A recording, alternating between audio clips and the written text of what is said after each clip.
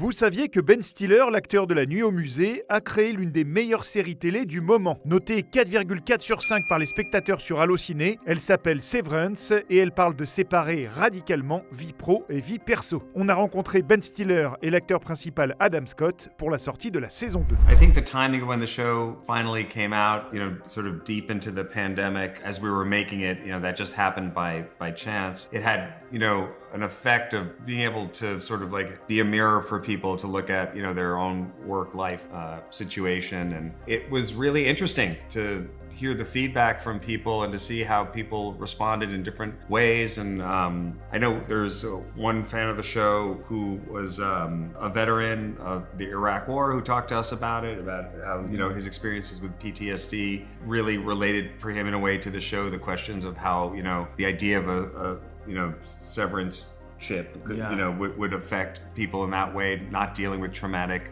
memories. And so all the way from that to the other end of the spectrum of just kind of the weird kind of fun aspect of the show, which I think is in a way kind of a fun escape from real life too. So it's I think been an interesting sort of balance. Yeah, it's something that we never could have anticipated making the show. I mean, it was written before the pandemic and then we made it during the pandemic, having, obviously no idea how this work-life balance subject would even be coming up, let alone everyone in the world experiencing a kind of re-examination at the same time. When we were making the show, there's also something that may have bled into it in one way or the other, which is that we were all completely isolated from one another. All the actors, the only time any of us were able to talk to another person without a mask or this plastic shield we all were required to wear around was when the camera was rolling after Ben said action. That's the time we got to actually be with another human being and talk to them face to face. And so there was this sort of joy in being able to connect